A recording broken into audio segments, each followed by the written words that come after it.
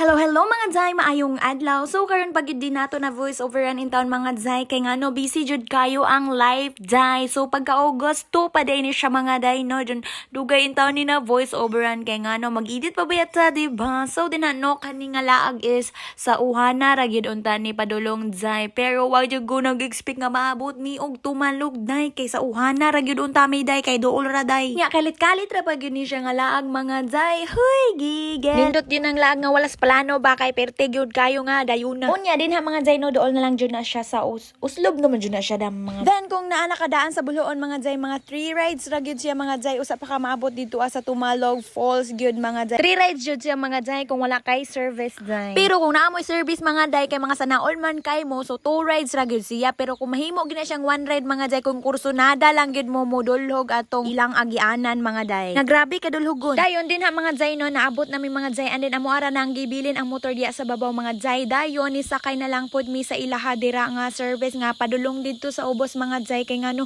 di man jud makaya na mo Day nga modulhog didto nga magmotor Day kay grabe jud kaayo kadulhogon ng karsadaa din ha mga Jay. Lahi ang bayad sa kanang pagsakay nimo mga Jay no og lahi pod ang bayad didto sa entrance ana mga Jay. Kay ang bayad sa motor ana mga Jay no kay 50 pesos per head round trip na siya mga Day and then ang entrance pod nila din ha mga Jay kay 50 pesos per head pod mga Jay 50. Dayon kung malaag mo diha mga Jay kay naaman sila cut off mga Day no mag-cut off na sila og 4 PM mga Jay. So kung naamoy plano din ha mulaag mga Jay no pag sayo-sayo mo para masulit gyud ninyo ang view mga Jay. And then din ha no sulod ata din ha mga Jay and then grabe kusog-kusog naman day ang agas nila din ha mga Jay kay sa una ba kay nahubas man daw na din ha mga Jay and then very excited jud ko nga muan ha diyang dapita kay dugay na pud ko nagkuan nga makaanha lagi ko din ha and then wa ko nag-expect jud nga nakalaag na jud ko dihang dapita mga Jay. Kauban din ako din ha mga Jay no isa ko ang papa ug ako ang mga igagaw mga Jay. Grabe jud kay katsada ang ilang view din na oh grabe kay katsada ilang falls guys. And then nindot unta kay ilang langoy din na mga Jay ba kay lagi kutob ra po na dili pud kay no siya kanang unsay nga na dili na siya kanang lalumba sakto-sakto ra jud na siya mga Jay sakto ra siya nako ba. Huy gigel. Nya din ha niadto ko sa ubos kay para magpapaak sa ilahang puyo guys kay naa sila murag isda-isda dira mga Jay o nga kana ganing gilo kayo Day kay mo paak-paako na nimong tail Day. And then pag human na mga Jay no kay hapon naman mi naanha din ha mga Jay. So nakuan jud mi sa oras ana mga Jay kay naabot mangud mi din ha mga alas 3 na so gamay ra gyud kay mig time Day mo nang nanguli na mi din na mga Jay sayang kayo Day kay ngano